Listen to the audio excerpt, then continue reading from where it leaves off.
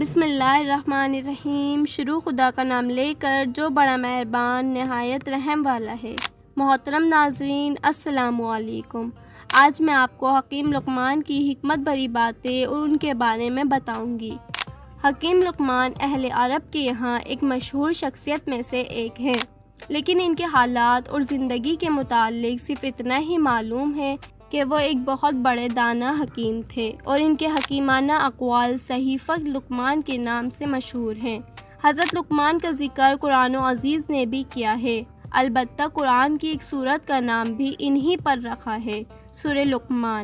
اس واقعے میں ان کے خاندان تک جانا بے مقصد ہے، تاہم ان کے حکیمانہ باتوں کو جس انداز میں ذکر کیا ہے، اس سے لقمان کی شخصیت پر ایک حد تک روشنی پڑتی ہے۔ ترجمہ: اور بلا شبہ ہم نے لقمان کو حکمت عطا کی تھی اور کہا تھا کہ اللہ کا شکر ادا کرو، پس جو شخص اس کا شکر ادا کرتا ہے وہ اپنے نفس کے فائدے کے لیے کرتا ہے، اور جو کفر کرتا ہے اللہ بے پرواہ ہے۔ اور جس وقت لقمان نے اپنے بیٹے کو نصیحت کرتے ہوئے کہا کہ اے میرے بیٹے، اللہ کا شریک نہ ٹھہرا، بے شک شرک بہت بڑا ظلم ہے۔ سورہ لقمان میں جو باتیں موجود ہیں ان میں حسن خلق، تواضع کی ترغیب اور تکبر شخصی اور بدخلقی حضرت لقمان رضی اللہ تعالیٰ عنہ نے امر و نہی میں ان باتوں کو خصوصیت کے ساتھ اس لیے منتخب فرمایا ہے کہ کائنات میں جس قدر بھی بھلائی اور برائی پیش آتی ہے، ان سب کی جڑ بنیاد یہی امور ہے۔ حضرت لقمان نے درشت اور کڑک آواز سے بات چیت کرنے سے بھی منع فرمایا ہے، اس لیے کہ نرم گفتگو حسن خلق کا شعبہ اور درشت اور کڑک لہجہ بدخلقی کی علامت ہے، اور اس بنا پر ایسی گفتگو سے بھی منع کیا گیا ہے۔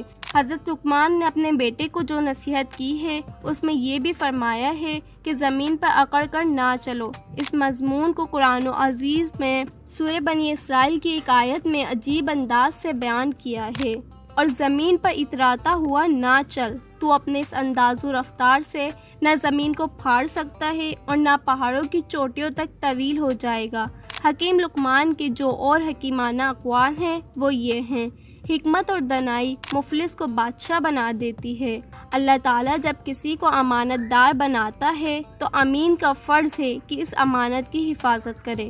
اے بیٹے، اللہ سے ڈر اور ریاکاری سے اللہ کے ڈر کا مظاہرہ نہ کر کہ لوگ اس وجہ سے تیری عزت کریں اور تیرا دل حقیقتاً گنہگار ہو۔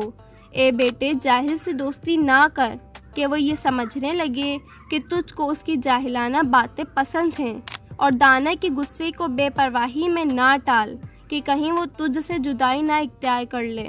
واضح رہے کہ داناؤں کی زبان میں اللہ کی اطاعت ہوتی ہے، ان میں سے کوئی کچھ نہیں بولتا مگر یہ کہ اس بات کو اللہ تعالیٰ اسی طرح بیان کرنا چاہتا ہے۔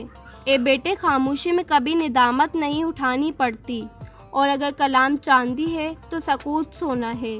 بیٹا، غیظ و غضب سے بچو، اس لیے کہ شدت غضب دانا کے دل کو مردہ بنا دیتی ہے۔ بیٹا، خوش کلام بنو، خوش مزاجی اختیار کرو، تب تم لوگوں کی نظر میں سب سے زیادہ محبوب بن جاؤ گے۔ نرم جوئی دانائی کی جڑ ہے، جو بوگے وہی کاٹو گے۔ اپنے اور اپنے والد کے دوست کو محبوب رکھو۔ کسی نے لقمان سے دریافت کیا کہ سب سے زیادہ صابر کون شخص ہے؟ کہا، جس کے صبر کے پیچھے ایذا نہ ہو۔ پھر دریافت کیا، سب سے بڑا عالم کون ہے؟ جو دوسروں کے علم کے ذریعے اپنے علم میں اضافہ کرتا رہے۔ پھر سوال کیا، سب سے بہتر آدمی کون ہے؟ فرمایا، غنی۔ سائل نے پھر کہا، غنی سے مراد مالدار ہے؟ جواب میں کہا، نہیں، بلکہ غنی وہ ہے جو اپنے اندر خیر کو تلاش کرے، جو موجود نہ پائے تو خود کو دوسروں سے چھوٹا رکھے۔ کسی نے دریافت کیا، بدترین انسان کون ہے؟ جو اس کی پرواہ نہ کرے کہ لوگ اس کو برائی کرتا دیکھ کر برا سمجھیں گے۔ بیٹا، تیرے دسترخوان پر ہمیشہ نیکوکاروں کا اجتماع رہے تو بہتر ہے، اور مشورہ صرف علماء حق ہی سے لینا۔ اگر آپ کو یہ واقعہ پسند آئے تو مجھے کمنٹ سیکشن میں ضرور بتائیے گا، اور میرے چینل LM وائس کو سبسکرائب کیجیے گا۔ اللہ حافظ۔